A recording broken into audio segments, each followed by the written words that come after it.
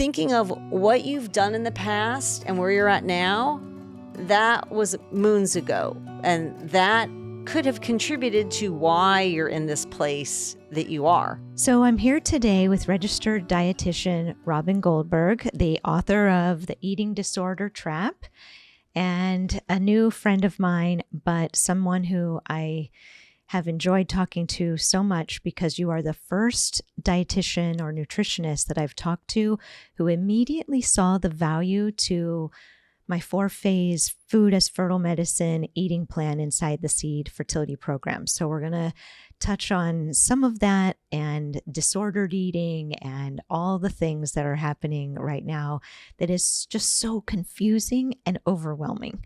So Robyn, thank you for coming on the show. Thank you for having me, Danica. It's such a pleasure to be here. And I agree with you. It's really not a one-size-fits-all approach. And I think so often in my field, there are limitations in one's thinking. And I think one needs to take their horse blinders off and really work with the individual as an individual. Right. Or we won't succeed with them. Right. I can't tell you how many times I've been viewed as normal and healthy back when I was actually dealing with some health problems, but they said, oh, because you're small, you're healthy. But actually I was infertile and on 10 pharmaceutical medications and various things. That's how Stick It To Me, Baby, my book starts out with this whole idea of I can't get any doctors to take me seriously. So I found myself in acupuncture school, and that's where this adventure began. How did you come to find nutritionist, or how did you come to find nutrition and becoming a dietitian your calling? So I chose my profession based on my family history of heart disease and hypercholesterolemia, which is known as high cholesterol. Growing up hearing my whole life about my father's high cholesterol and heart disease. And, I started out in college as an exercise physiology major, but the cadavers scared me. So I was not able to continue forward with that. And on the dietetics front, I think, my mom is a retired nurse, and we would grow up with what her perception was of health, but it was very convoluted. So it's like I was allowed to have a Hostess filled pie, but I was not allowed to have a Twinkie. There was, again, I'm a child of the 70s. So these because were there was actual fruit in the yes, in the apple exactly. pie.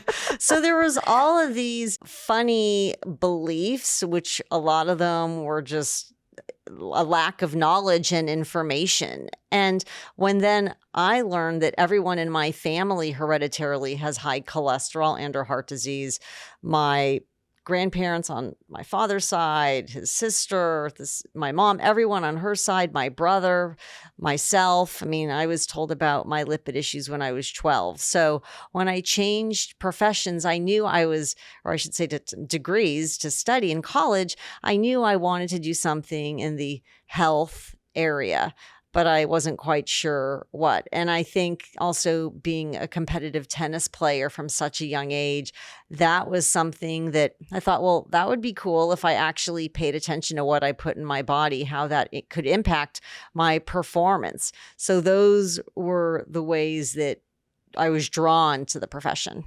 So would you say that type of hyper-structured, so much information about food maybe informed your course too? And were you walking kind of a delicate balance of highly structured, ordered eating then when you started realizing, these Twinkies and things, neither option is very healthy?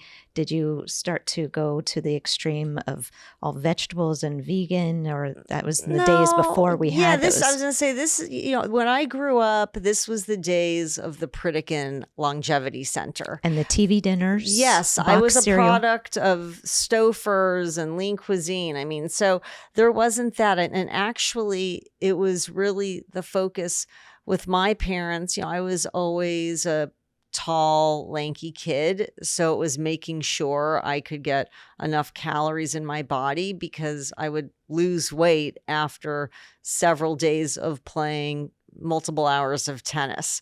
So there wasn't that mindset. I think that's more, when I hear you say that, I kind of feel like the mindset that many people are in these days. Like if I grew up in this era, I think the mindset would be different. But it was really like, I want to have enough fuel that I can stay out there. And, I was always known for wearing my opponents down, running them back side to side. So it was making sure that my gasoline stayed in the tank. Mm-hmm. Yeah, you have a lot of energy, and I do too. And both of us have a very high metabolism. We are, I think, like a year apart in age.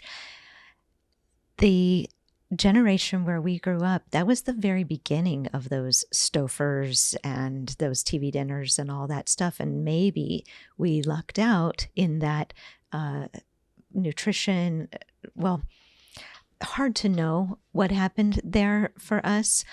But now I feel like we are so up the creek without a paddle on the different types of diets that are out there. We have vegan, vegetarian. Well, we're inundated. Sorry to interject. We're inundated with all these different trends that are byproducts of diet culture. Diet culture, weight bias, and weight stigma. Disordered eating or overly ordered. What's the other term for that? Well, disordered eating, like one of the things that you probably see quite a bit, and I do too, being in Los Angeles, is it's called orthorexia nervosa, the obsession to eat healthy. Clean eating. Taking healthy to an uber healthy place. Mm-hmm. It has to be raw, vegan, paleo, gluten-free. Can't have any dairy. Yeah. So I think oftentimes it may start out innocently, but it accelerates to an unhealthful place, which manifests in being fearful of food, being rigid, not being able to be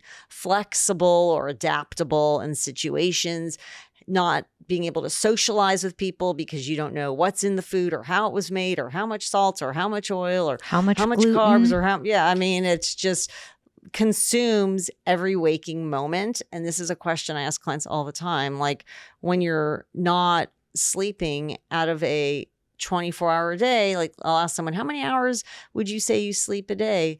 Oh, I try to get 8 hours, but maybe it's 6 hours. Well, and how many hours out of the rest of that day are you thinking about what you're eating, what you're not eating, your movement? It's like 12 hours, like every waking moment. I can't make plans with people. I can't travel. I mean, their life is consumed with it, which is very unfortunate and sad. Right.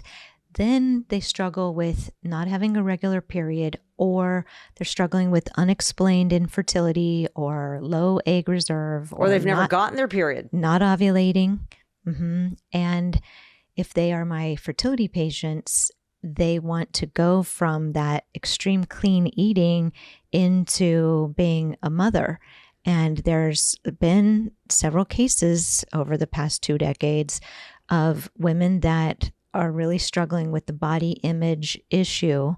And we have to do some verbal arm wrestling to get them to change their foods, to add things in, the things that I know that will add a little bit of healthy cholesterol to help them have a better hormone response if they're doing IVF, or to increase the chance of them conceiving naturally. Or two, I would say to improve their egg quality. For sure. Or if they're able to become pregnant, sustaining the pregnancy through the entire time. So like when you say that, I think the fantasy that many women have is like, oh, I'm going to love the experience of being pregnant. I have some clients that love it and others that are like, I'm glad I'm a mom, but this was not for me. And when you've not resolved your issues with food and you're still entrenched in the rules and counting and avoiding and weighing, etc., there is going to be difficulties with body image, because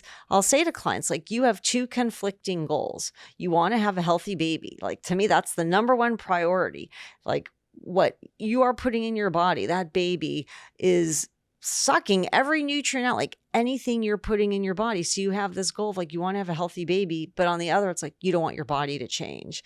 And you feel guilt when you're noticing your pants are not fitting you. So we'll talk about from the beginning, like buying, clothes, maternity clothes, and being able to recognize like your body will change. You want it to change, but more importantly, you don't want to have complications and problems too. And the other thing I talk about is being able to be a role model for your child down the road. I mean, there's many kids I see that will say, I don't know if my mom eats dinner. I've never seen her eat dinner. Or, oh, she only eats food from this big green bag that's left outside our front door. But I've never seen her eat anything other than maybe a salad. It's like the kids are so much more savvy and sophisticated and resilient than I know when we were kids. So the comments and questions of what they say are like, wow, where did they get that? Because they're absorbing everything you're saying or every move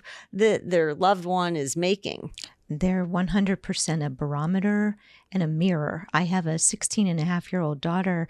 We've had friends since kindergarten, and I see some of them making changes. And now this one's gluten-free. This one never accepts food when I offer it to her, where before she was the biggest eater of the whole neighborhood. She's the tallest one. There are these things, subtle changes that a parent who didn't know her from such a young age wouldn't think twice about. But I'm noticing the changes, and I'm hyper aware of these types of shifts, and I'm looking for them. Like we can control what the children eat up to a certain age, but then when they get around their friends, and like you said, they start noticing what is going on at the house. Well, and I think too, Danica, part of it is like when you and I grew up, there was not cell phones, there was not social media, there was not TikTok, Instagram, Snapchat, and all of those visual cues programming what we're supposed to look like. And it is really concerning about like the teenagers currently. But I think for the listeners of this episode, they're going to be more in their 30s and 40s, and they are on there too, looking at social media and comparing. And I say sort of like there's judging going on. It's that weight bias and what is, quote, normal and how should they look. I had a patient in yesterday complaining about how swollen and fat her arms are and her abdomen. But it's a subjective feeling and not necessarily looking like that to my eyes. It's dysmorphic. Exactly. It's the altered perception. It's a real feeling to that person because they're hypersensitive and aware of everything that they're putting in their body or having done in their body when going through this journey. And also, if they're going through fertility treatments, they are gaining weight. The extra hormones and the ovarian stimulation creates extra hormones. And anytime there's extra hormones, those are fat cells and they create more weight gain. Can you explain that from a scientific perspective, or could you explain what might be a solution or a way to kind of help get that weight off? Because I know when I explain to my patients, I want you to try some of this raw, unpasteurized, whole fat dairy in the week leading up to your ovulation, there's immediate pushback. I don't do dairy. Mm-hmm. And I am here to say, but you're going to spend $25,000+ getting boxes of hormone injections, and you're going to give yourself these shots of hormones, but you won't even try a glass of whole fat raw milk that's been so highly QC'd, quality controlled through the dairy agriculture system. So how could you allay some of my patients' concerns about that weight gain that comes from doing these hormone cycles in the first place? So the first thing I want to just say in responding to this question is, I think really getting to a place of radical acceptance, accepting the things you cannot change, right? So my feeling is like, Danica is an expert who's been doing this many, many years. And there's a reason as to why you're recommending what you're recommending nutritionally, or if I'm seeing them, whatever it is, having a team that aligns with the same message. And maybe why some of those MDs are recommending me to their patients. If they all know what I'm doing. So if they are recommending me, then the patient needs to trust that recommendation. Definitely. And the one thing I want to say is, it's like to be able to say to the client is, where has rigidity gotten you? If you were able to be successful being pregnant on your own and sustaining it, you probably would not be a patient of Danica's. Mm-hmm. That's the first thing I want to say. Secondly, when you had said, well, to help them understand like how they can quote unquote lose the weight, I would forget about that idea. I'm being very honest and saying I love it because I do forget about it, but because you're here. Yes. Well, and I'm saying it to the patient. When you are on these hormones, you will find you'll have sometimes a bigger appetite, other times that you have a smaller appetite, other times that you have bigger cravings for specific foods, other times it's like, no, that's not sounding appealing. It is a roller coaster ride that is unpredictable. Kind of predictable because it's following a natural cycle with the hormones, how they're flowing. But sometimes what you're feeling inside may not follow that exactly. So or you could have an emotional trigger. You see a friend on social media is pregnant, and then your old habit of binging or eating to soothe yourself. Mm-hmm. And one of the things that I can't recommend enough is making sure that you are not skipping a meal. A handful of almonds is not a meal. That's barely a snack. And I know a lot of the women I see who are embarking on this journey are like, well, no, I don't really have a lunch. I can eat a little breakfast. I have just a smoothie because then I'm having a salad for dinner. Thinking of what you've done in the past and where you're at now, that was moons ago. And that could have contributed to why you're in this place that you are. So I am a firm believer of having protein, carb, and fat at each meal. And you might not want to have black beans, or you may not want to have brown rice, but you know what? You need the carbohydrate. And like your illustration, and the 4-phase food illustration is, beautiful with how it explains it and represents it. So like you said, there's a reason you've been recommended to someone. So when there is this pushback and, well, I don't do this, I don't do that, it's like, we can talk about what you're doing after this. But if you're going to invest the time and money and emotions, I think it's wise to follow the recommendations that have been presented. And the other thing too is there could be recommendations of being on bed rest, or you're not allowed to do a HIIT workout. Maybe it's prenatal yoga. Maybe it's in the pool, but it's to be able to be open because there's going to be different recommendations. Something that falls more into the category of moderation. Right? Yes. Well, one of the things what's moderation? Yeah, right. Moderation, normal, these words that have become really hard to define anymore. You know what I really liked about your approach when I was looking through your book is that you are pro carbs.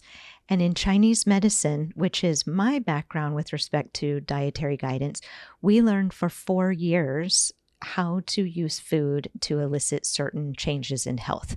I don't know how long the dietitian schooling is, but every one of our classes anchors in, here are the acupuncture points, here are the herbs, and here are the food recommendations and lifestyle for this illness, this condition. Every single class, every day of those 4 years, it is drilled into our head why we want to eat certain foods. So carbohydrates, the gasoline that fuels your tank, that's been the forbidden food of many. Right, forbidden food. But in Chinese medicine, carbohydrates help us make blood. And when we have enough blood, then that turns into yin substance or estrogen, and that facilitates ovulation. So I noticed I did a stint of keto. Now I'm a teenage mom. I'm in menopause, and I had my mom bod, and I had to, during the quarantine, I had played around with some diets because I had the opportunity without having so many patients. Well, it was great at first, keto, and I could not believe how quickly the weight was melting off. but the anxiety that I was feeling and the heart racing, the changes in my heart, which you mentioned about disordered eating, and the anxiety level, I noticed then that all of the color came out of my tongue, and I couldn't stop the weight from melting. And I talked to one of my colleagues, and she goes, "Oh, you're trying to give yourself a case of hemorrhoids." Well, not You well, could, because you're constipated because of the lack of fiber, not to mention. Well, she said parathyroid osteoporosis, because the way that it speeds up the metabolism so much. So I think it's just very clear anything that's in an extreme. So then I had to backpedal, putting in the grains, to bring back the blood, to put the color back in my tongue, to put the blood back in my heart. As Chinese medicine, a heart blood deficiency is where we become the most anxious, because the spirit resides in the blood, particularly of the heart and the liver. So when I have particularly anxious women, they are generally tending towards keto and paleo, avoiding carbs. Well, and also I might add that oftentimes the individual will be increasing their caffeine consumption because we don't obtain energy from protein or fat. So I always like to give the example of, if you think of a marathon runner, they're not grabbing a chicken wing at each mile. They're grabbing an orange wedge, a piece of bagel, whatever it is. But all bodies require some carbohydrates, some protein, and some fat, but they're different amounts for each person based on what's called your activity level. If you sit behind a desk all day long, you have a low activity level, versus if you're someone who's on your feet for work. If you're working in a hospital, you have a high activity level. And then there's what's called a stress factor. We all have stress factors. So if you're someone who's getting chemotherapy, you have a high stress factor. If you're getting fertility shots, I would say you have a moderate to high stress factor. You need calories, versus if you have a wound, you have a moderate to high stress factor too. There's different types, and that contributes to how many more calories we need. Yeah, you're absolutely right. The infertility crowd is, I think, on the same level stress-wise and grief-stricken as cancer patients. They are very much in a fertility PTSD state of mind. And I know why I would recommend carbs to calm them down, but could you elaborate a little bit more? Yes. So I was just going to say, you took the words out of my mouth, Danica, and that is, there's so much emotion that one has gone through and is going through to land in a reproductive endocrinologist's office. So between, I call it the dream team, you have your mental health care provider that you're working with, you have your acupuncturist, maybe you have a prenatal yoga teacher, you have a registered dietitian. There is a lot of emotion around this whole topic, even from when we're going to try again. Where am I at in my cycle? It's so calculated that if you don't have carbohydrates, you will have a greater deterrent in your mood, and your sleep hygiene will be impacted too. And the sleep is when the hormones are restored and the pituitary and the hypothalamus are reset, and that informs the FSH and the LH and AMH. So when a patient comes to see you that's doing fertility, where do you begin? Well, I go through their medical history and their dietary habits and really get an understanding what their relationship to food and their body has been like up until this point.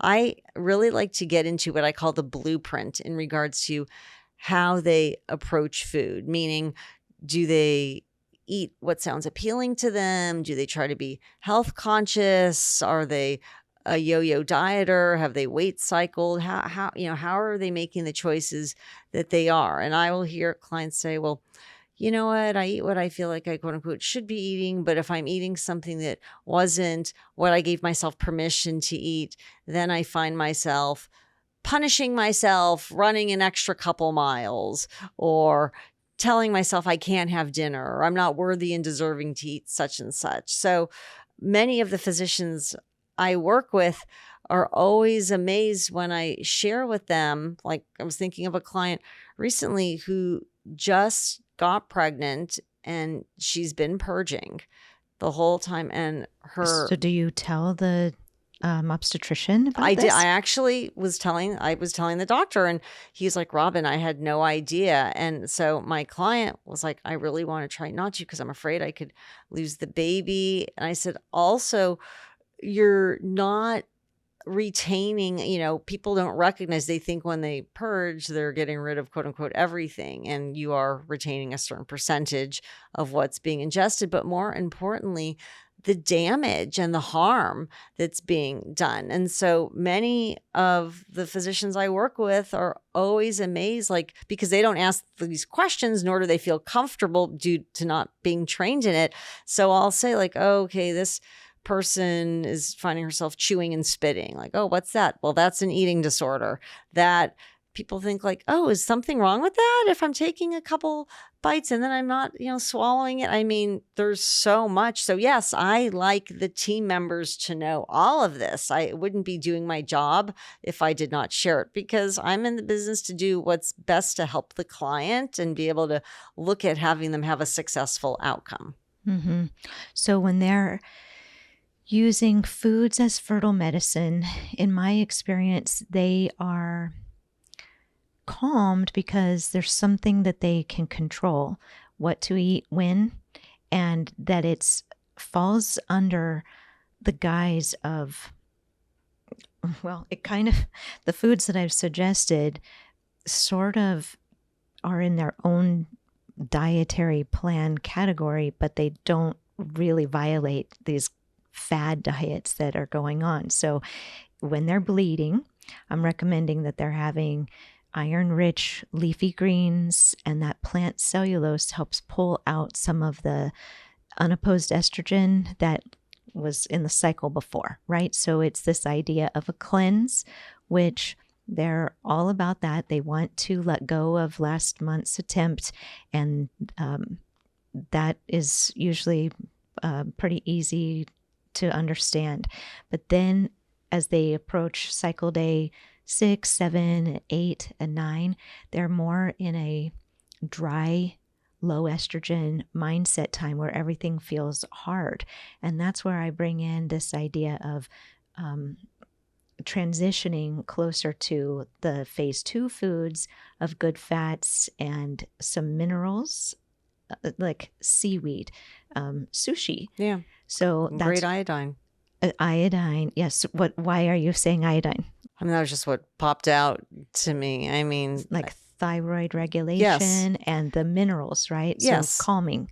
Yeah. I mean, again, I was not trained in Chinese medicine, so I know bits and pieces of that, but I think there's a lot of benefits. Look, if you eat the same 5 or 10 foods, you're not going to get all the vitamins and minerals you need in your diet. There can be some overlap, but that's why it's nice to be able to eat what's seasonal. If you're going to a farmer's market, you're not seeing grapes every week when you're there. It'll be maybe kumquat season and, apples. And then eventually you're like, oh, wow, okay, we've got cherries and berries and melons. It's, I think, nice to be able to eat with what's in season, because I think that's a way too to be able to really encompass a variety of nutrients that you wouldn't otherwise. We're so fortunate living here in California. We have those, even the foods that are off season, we can get them for sure all the time. But I'm really happy you mentioned seasonal eating, because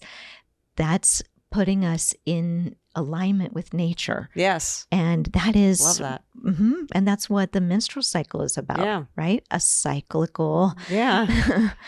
There's a lot of parallels. Exactly. So as we move around the cycle, approaching ovulation, coming in with sushi, for example, gives them that rice. So there's their grain, and then the seaweed for calming, the raw fish as a good source of a lean kind of protein. And then they move into day 10, 11, 12, 13, 14. And that's when whatever dominant follicle is going to be chosen for maturation and to develop the most. It will respond to the elevated FSH, and whatever food resources are available, it will utilize that as the estrogen that it needs to fully mature, right? So when you have fertility patients, do you put them onto a dietary plan? What kind of recommendations do you give your... Well, I really try to focus on increasing their fiber, increasing their iron-rich foods. So the fiber calcium. being... The fiber could be in... But the reason for the fibers, blood sugar management? Well, to feel satisfied sooner and sustained longer, because when you're pregnant, your needs have increased. So you might find, and I hear this is the biggest complaint from my pregnant clients, is that they will eat a meal and then, or what they designate as a meal, and then they're hungry like an hour or 2 hours later. So I've explained, like, when we don't overconsume, we process our food into food, which is glucose, in about 3 to 4 hours. When you're pregnant, it could be an hour and a half shortened than that. So you want to feel like it's giving you the most bang for your buck and sustaining you as long as possible. So that is a reason that I'm suggesting, and I will give them examples, whether they're having sweet potato or lentils or millet and different types of high fiber carbohydrates. But also when you're eating, it's annoying to feel like, okay, this didn't, like, you could be satisfied physically, but not emotionally. You're like, well, I really wanted to have the grilled chicken sandwich, but I thought I should have the salad. And when you're pregnant, it's like, if you want the salad, what about adding the garbanzo beans to it? Or you're able to add the English peas. Like, I'll explain, like, here are ways you can get fiber, but just note, even when you're adding your vinaigrette or your avocado, you probably will be hungrier sooner versus if you had that chicken pesto sandwich with the protein. Yes. So, having protein in both, but also it's nice to be able to have each meal and snack last as long as it would. So right. Fiber slowing things down. Correct. Yeah. Yes. And yes, blood sugar wise, but I'm speaking about to feel filled more up satiated. Longer. Yes.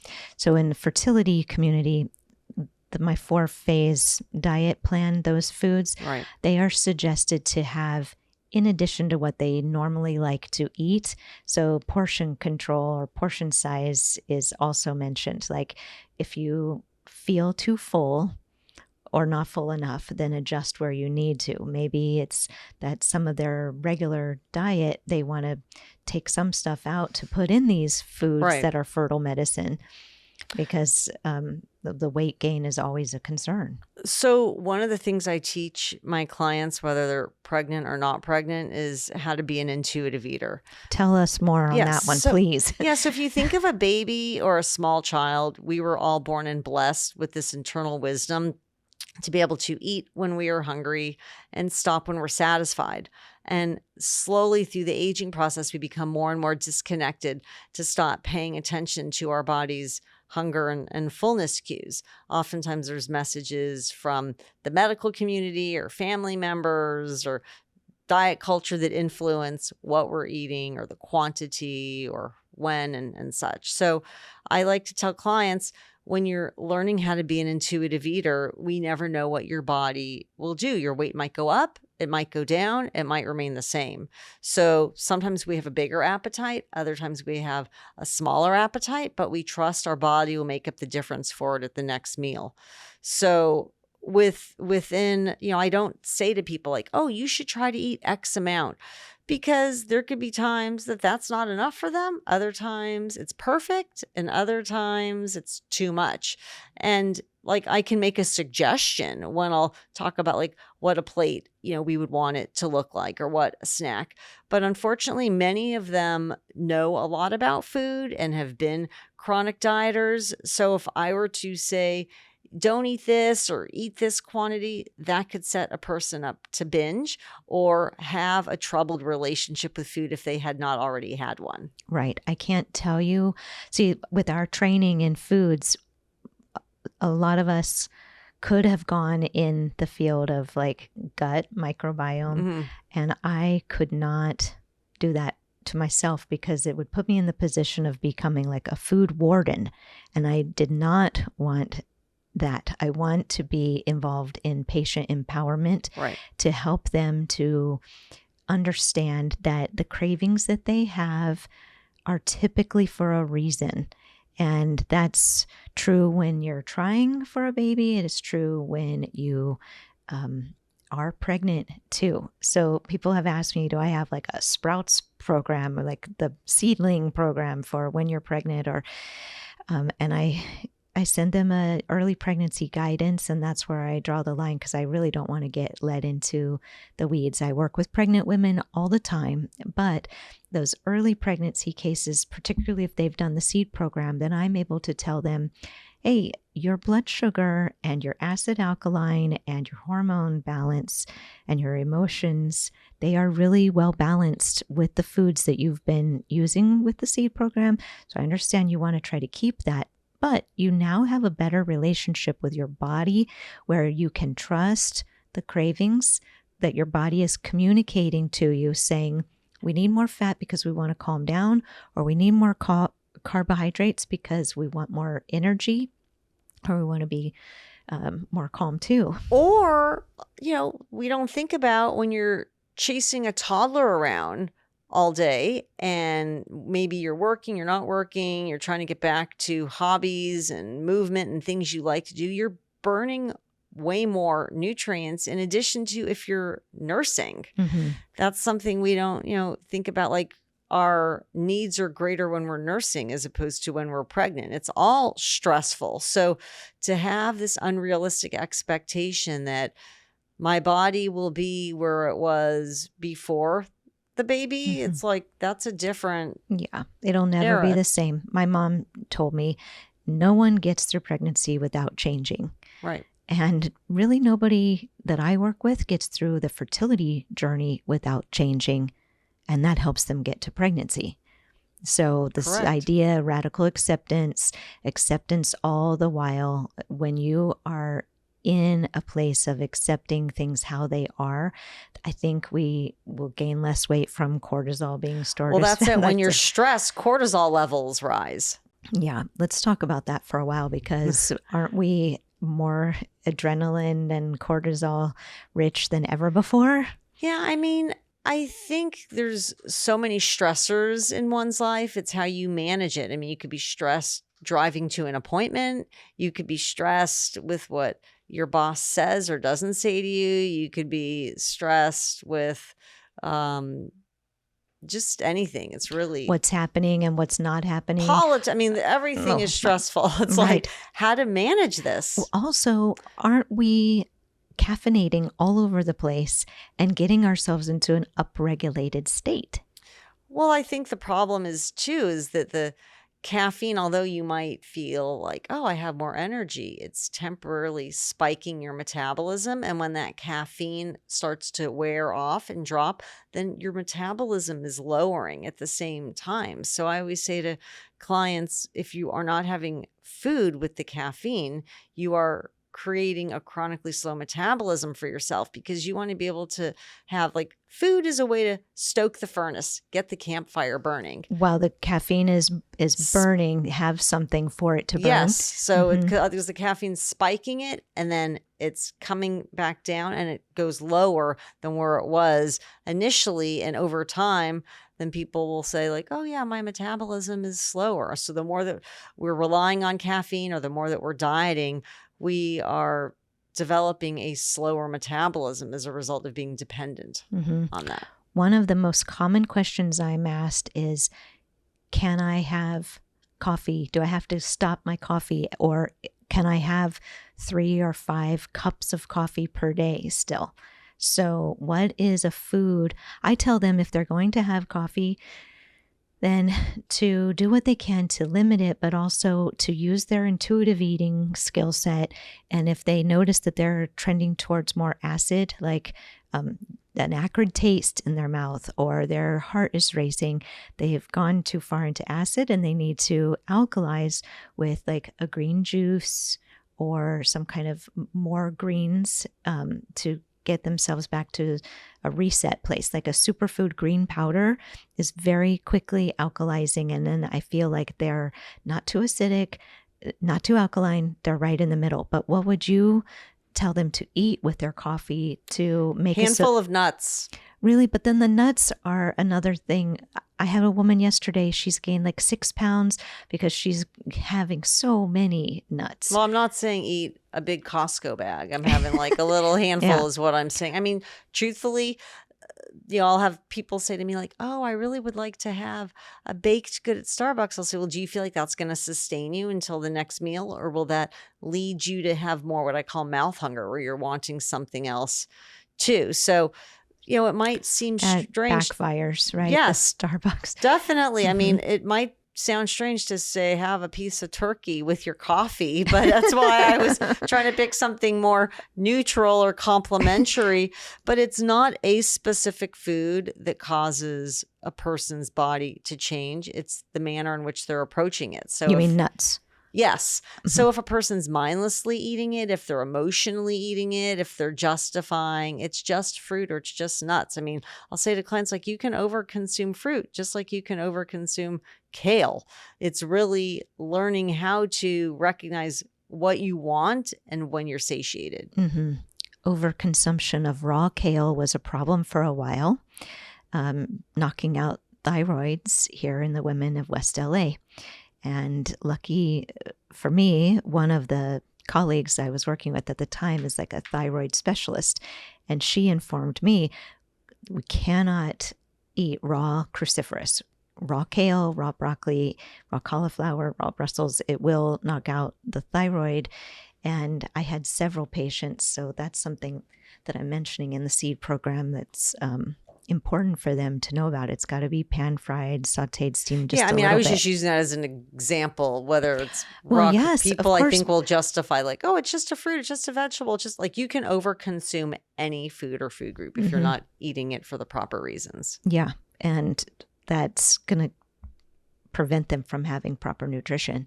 Correct. Right? But it will lead them to feel satiated, but anxious or bloated or tired.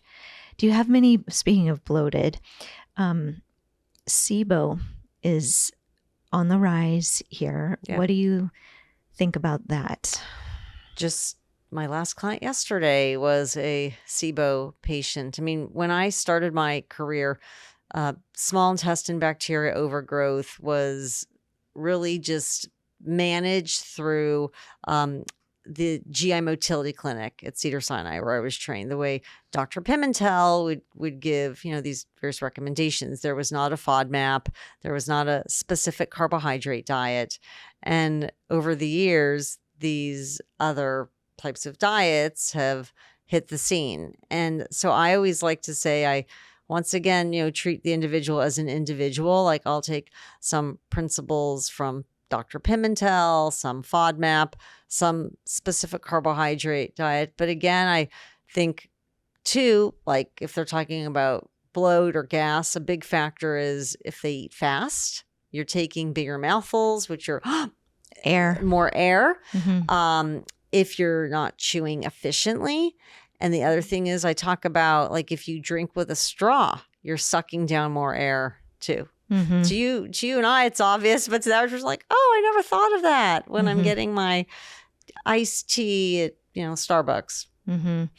Well, we have so many kombuchas on the shelves now, don't we? Yes. And what is that but fermented carbonation? Yes. And it's like sparkling water with that carbonated, the bubbles. And I know it could be soothing to settle your stomach or feel like you're belching, but I think that can heighten any kind of bloat too. And it is caffeine. Yeah, it's another example of having too much of something, because a little bit of kombucha has some good benefits. But with it, you go into the grocery store, that dominates the drink. Well, as you know, Danica, in our society, we don't do things in a moderate way. We're very extreme. And sometimes taking something good for us to an unhealthy place can be more problematic. For sure. I've just never seen more SIBO or dysregulated cycles. And I am worried about women who aren't menstruating, and whether it's classic PCOS or hypothalamic amenorrhea, low BMI, helping them to find the middle. That is another part of our work. The right? shade of gray, or as one of my colleagues says, living in the hot pink. Living in the pink. It's like, instead of going from here, it's like how to find some kind of balance. Yeah. Here's a hot topic for right now, Ozempic. What are your thoughts on that? That's a whole other episode for us. Okay. In the fertility conversation, I've got fertility patients asking about it.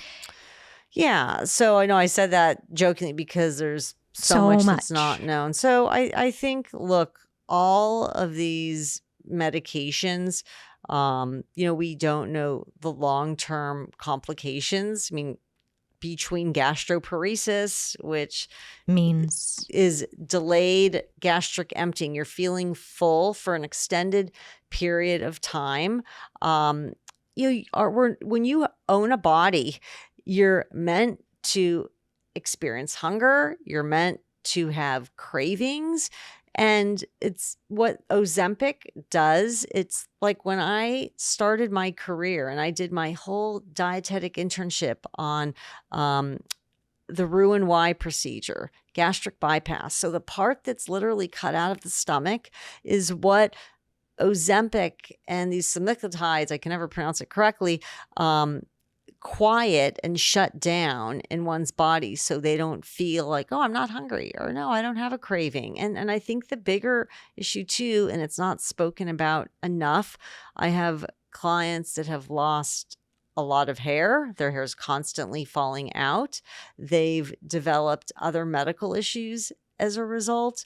They are chronically anxious. They cannot venture out into the world. They're agoraphobic. More and more will be coming out. I think if you have type 2 diabetes, it's fantastic to be able to reduce your A1C, which is what it was originally developed for. But to be able to recognize, like, your body is significantly based on your genetics. Like when you're a baby, it's predetermined what your body will look like as you age. So if you're having to go through these unnatural extreme measures to change your body, whether it's a medication, excluding a specific food group, skipping a meal, compulsively exercising, I think the question to ask yourself is it worth for you to continue down that path? Because probably it won't be sustainable to maintain. Mm-hmm. And that seems to be the consensus from the traditional Chinese medicine opinion on Ozempic. We really need to figure out what was causing the weight gain and all of those other metabolic syndrome, insulin resistance issues in the first place, and try to work on those, while also keeping an open mind about this as a potential solution, remedy, treatment for some of those more serious conditions that get so far, off the tracks. And again, back to moderation. So hopefully they'll find the sweet spot of dosing and nutrition, nutritional counseling, more awareness about food.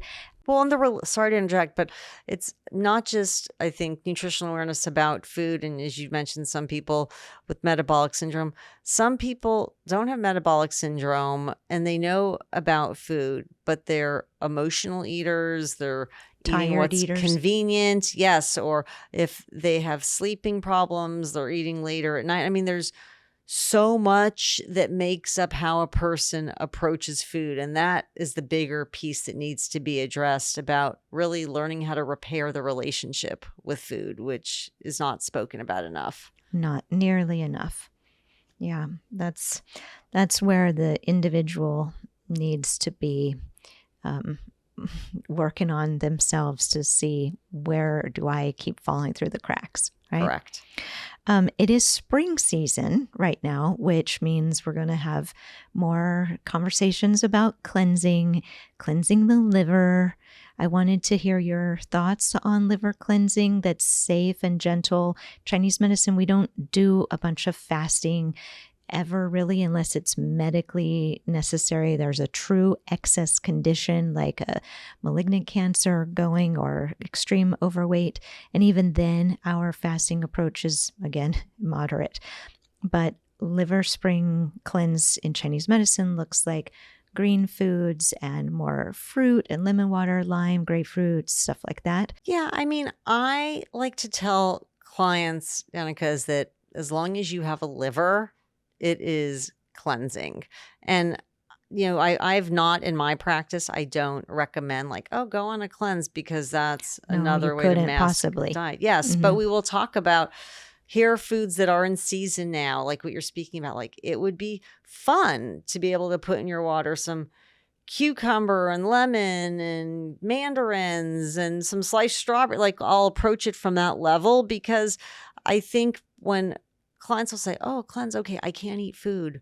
I'm just on liquids or I'm just on this juice. So I think it's nice again. And you're speaking about someone that's open to a variety of foods. Many of the people I see are very scared to try different foods. So I have to be very mindful about the language that I use because I would never want to heighten what they're already going through. Or if they are on the fence, like, okay, where am I at with food?